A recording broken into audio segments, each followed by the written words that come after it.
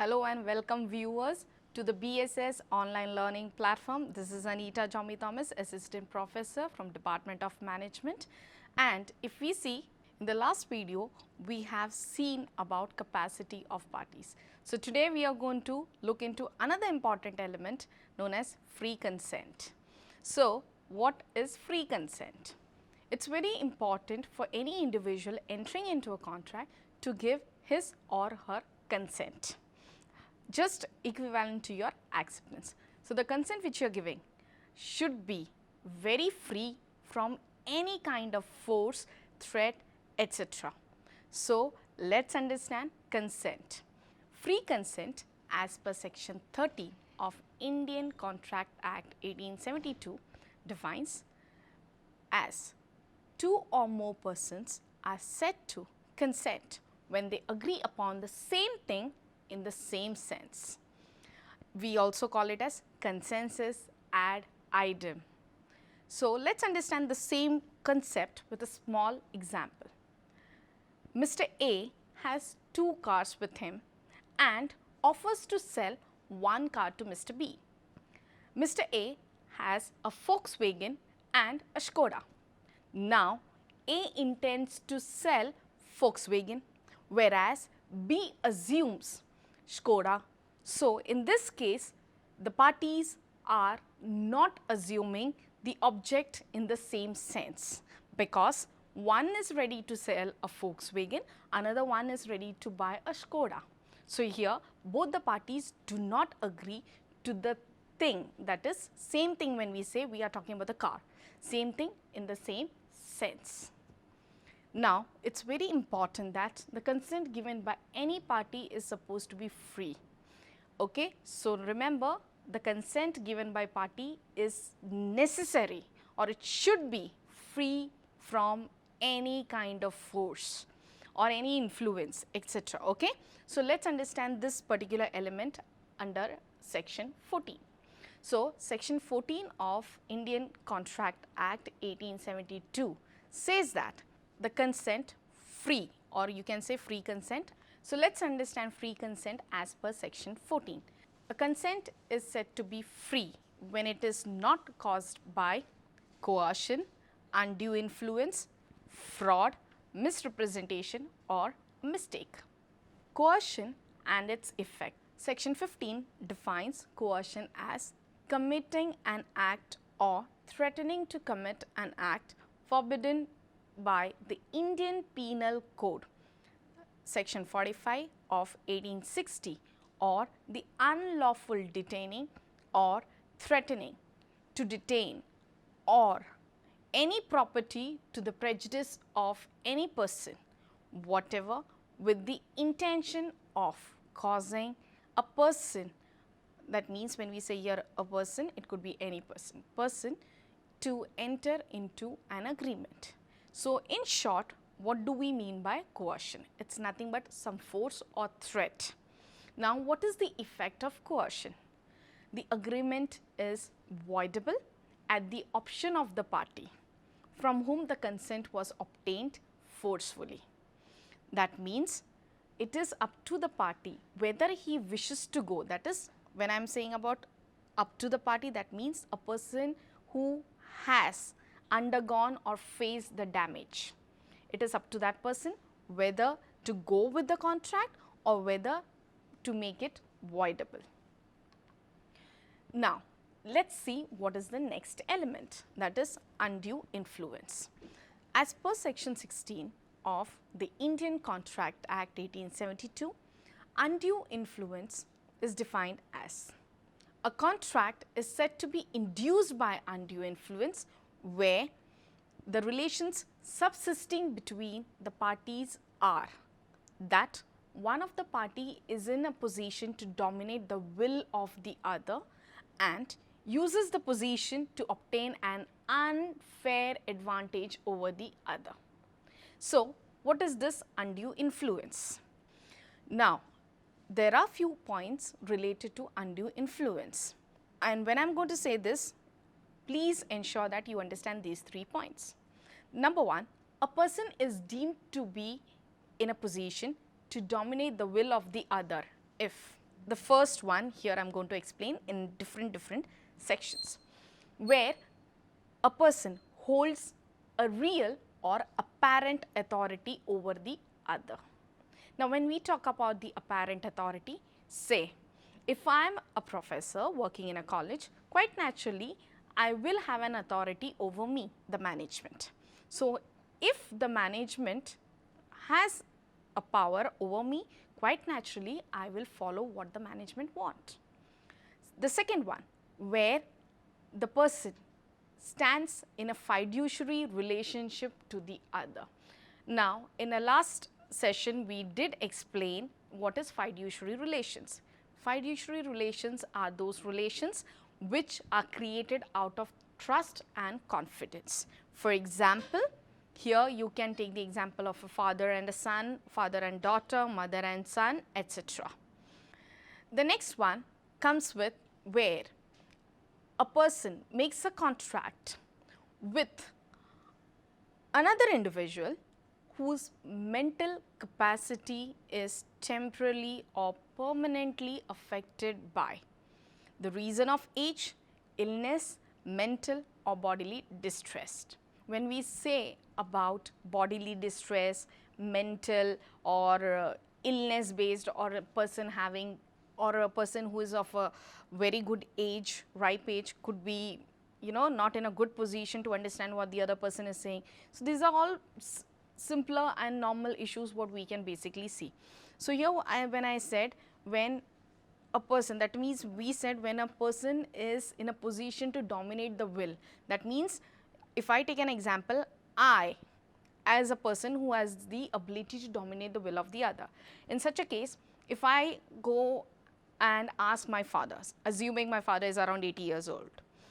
So, in this case what happens, I may coax my father to sign the property in my favor, possible, because the person is very old, the person can easily give me what I request for, I can easily coax him. So, it is possible. So, such kind of elements which we act is called as undue influence.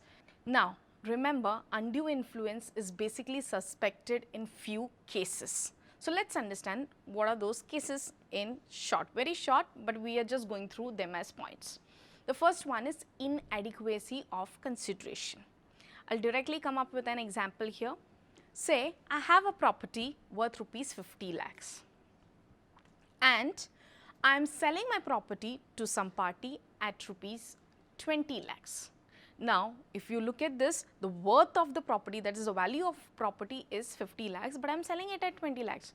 Now, it is an inadequate consideration. Although it is true that consideration need not be adequate, but still the consideration is totally inadequate in this case. So, it is assumed or it is suspected that there was some undue influence. The second is in case of Parda Nashi women. Now, Parda Nashi women is those who basically remain under veil. They do not have much of relation with the outside world. They may have particular person whom they are in touch with, and automatically what happens is that whatever information they get from that such people, they follow those. So, quite naturally, the other party, whoever is giving the instructions and informations, may have good influence over such Parda Nashim women. So, it is suspected that undue influence may arise in this case. The next one is in case of fiduciary relations. I just now explained what is the fiduciary relation.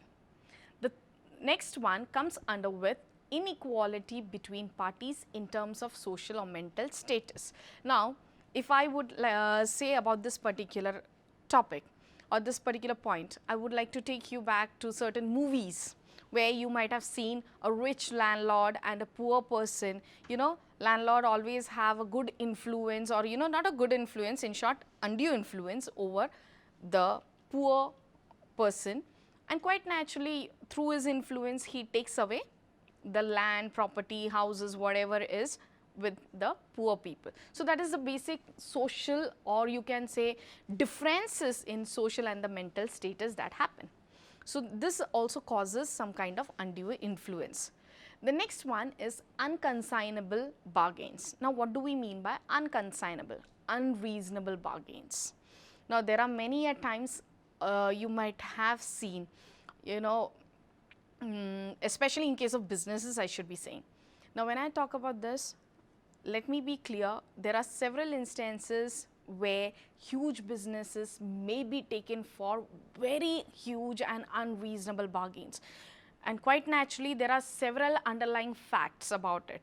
So, mostly undue influence is one reason to it.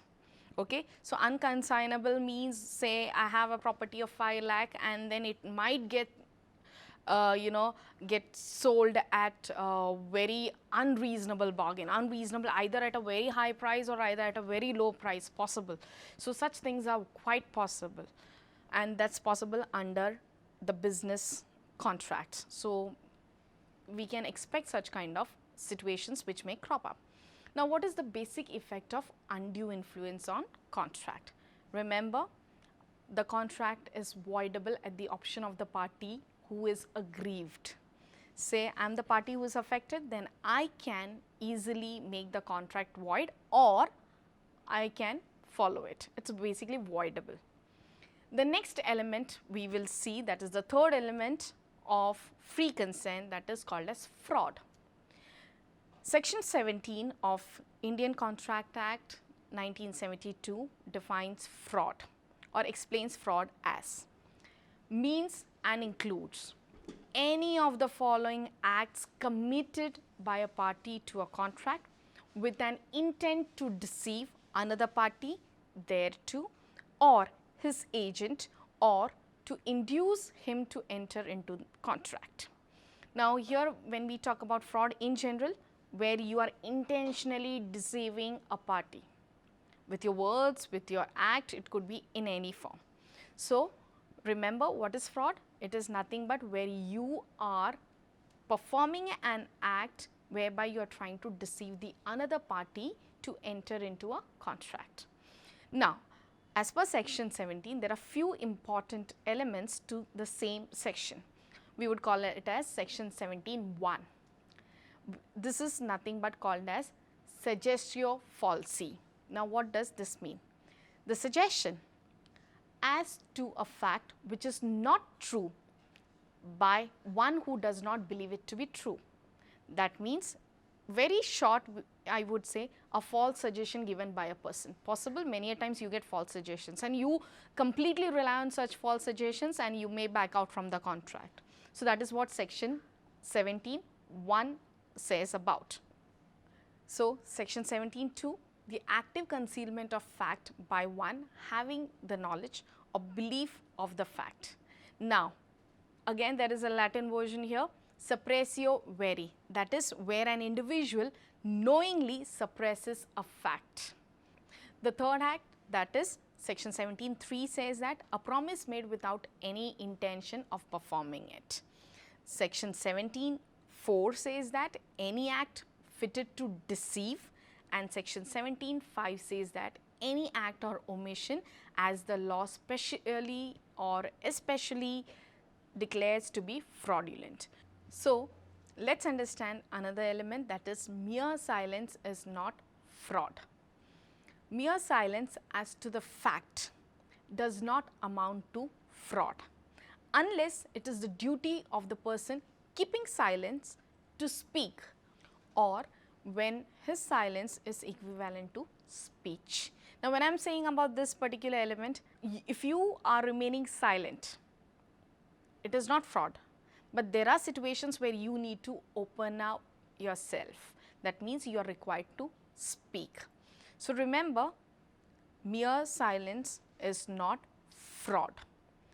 Thus, a person is required by law to refrain from intentional or active concealments as to facts, but it does not mean that he has to disclose all the material facts to the contract, to the other party. So, that means there is no compulsion that you have to disclose everything to the other party, but there are situations where you need to inform everything or you need to disclose every facts to the parties to the contract. Now, here I am going to give an example of doctrine of caveat emptor. You might have heard about this particular doctrine. Now, what does this particular doctrine say about? the basic meaning of this particular doctrine, caveat emptor, is let the buyers beware. Now, if I take an example in such a case, say you are going to a shop to take some creams or some lotions. Okay? So, you just go to the shopkeeper and ask for a cream. You just take it away, and the shopkeeper never discloses to you what all ingredients are included in the cream and is it going to suit you or not, unless and until you ask for. So, that means if you are buying, you are responsible for your purchases. So, this doctrine says about buyers are required to be aware. So, here if the shopkeeper remains silent, it is not fraud. Now, I am going to also give few examples where silence is amounting to fraud. It is very necessary in few of the following cases where the party to the contract is required to disclose complete information. They are, for example, contracts of utmost good faith. We can call it as insurances, okay, your insurance contract. See, when you are taking up insurance, it is very much necessary for you to give a complete disclosure, or a disclosure, when I am saying disclosure of your complete health informations and rest all the other informations. The second one is fiduciary relations, and the third one is trade customs. Okay, so these are the general examples where you are required to give full clear cut information. When I talk about the trade customs, when you are dealing with your opposite party, say in the matter of trade. So, when you are buying and selling, every information, every credentials, your letter of credit, your letter of lading or bill of lading, every such kind of things you are supposed to give a complete information. Okay? So, you cannot keep the informations to you. So, there are several such areas where you need to disclose. In such a case, if you remain silent, then it is fraud. But whereas in case of other kind of contracts, like the Sales of Goods Act, or in such cases and all, wherever you are buying and selling general goods and services, so certain parties can remain silent, no issues to it. Then now let us see what is the basic effect of fraud on contract. The contract is voidable at the option of the party whose consent was so caused by fraud. So, again, once again, the entire contract or agreement goes voidable. The next, or you can say the fourth element of free consent, is misrepresentation. Now, there are few important things you need to note upon. This is exactly the definition, and the definition needs to be understood in simple words. I am going to explain, I am going to explain the definitions, and I am going to mention it in one word what exactly this particular sentence would be meaning. So, let us understand misrepresentation. Section 18 defines misrepresentation as means and includes. So, the first point here, the positive assertion in a manner not warranted by the information of the person making it of that which is not true, though he believes it to be true. Like, for example, if you are going for certain purchases and you get some free vouchers. Okay, when you go to collect the free vouchers, like and when you go, exactly what happens is that those people say, sir, you need to pay extra amount of money, only then you will get it.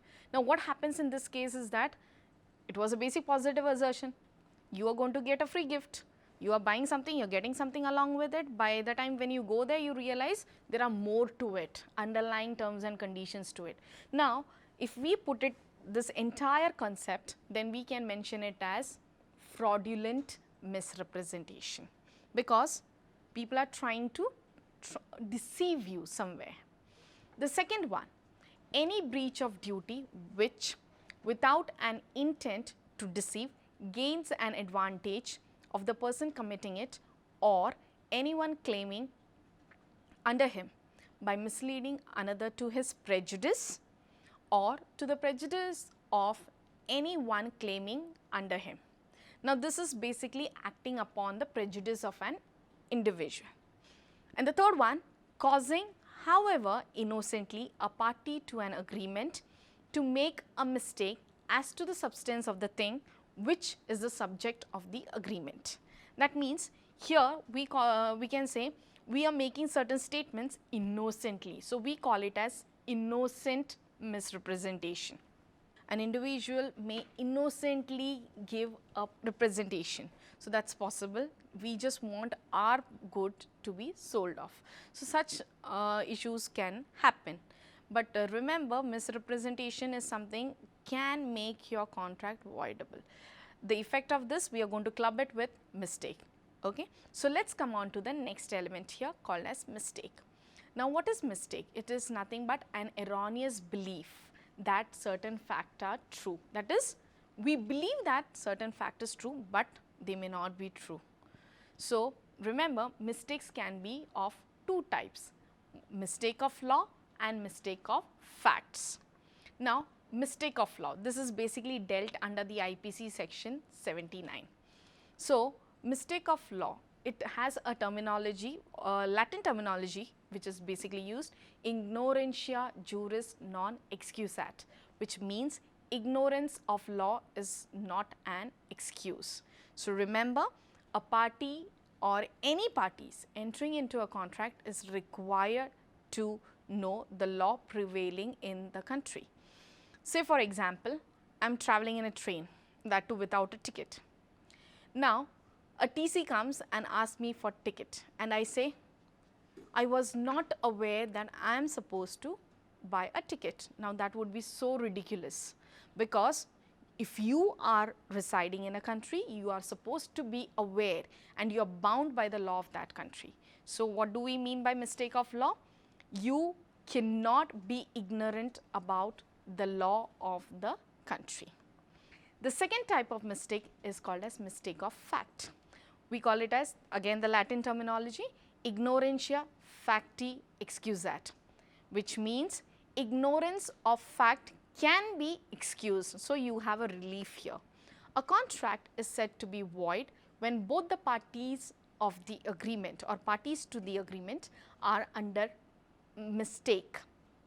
Now, when we say about under a mistake, we are talking about mistake as a matter of fact.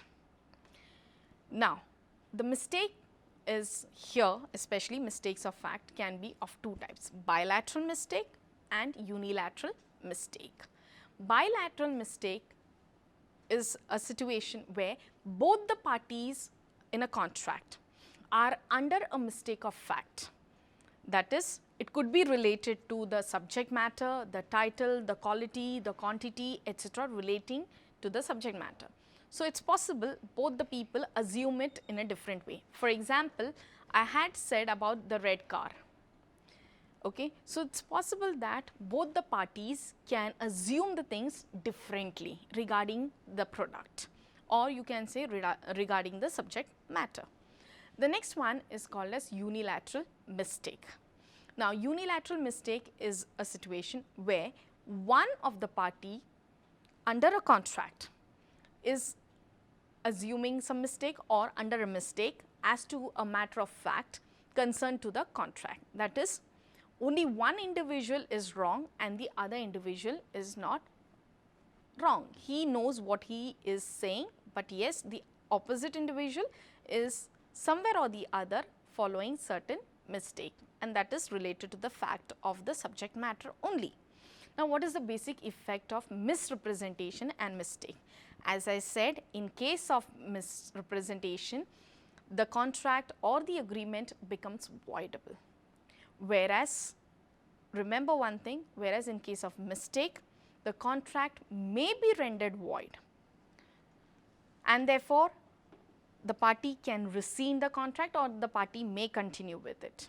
Now, when we talk about the mistake here, once again I am moving on to the two types of mistake, that is unilateral mistake and bilateral mistake. In case of unilateral mistake, the contract is valid, but it is void or voidable depending upon the choice of the party. Whereas, in case of the bilateral mistake, the contract completely becomes void because the entire crux comes with the consensus part, consensus ad idem. That is, you agree upon the same thing in same sense, It may be related to the subject matter, quality, quantity as I said. So, if parties assume things differently, then quite naturally it would be rendering to bilateral mistake of fact, and it will make your contract completely void. So, once again stay tuned for our videos on YouTube, BSSS Rhythm.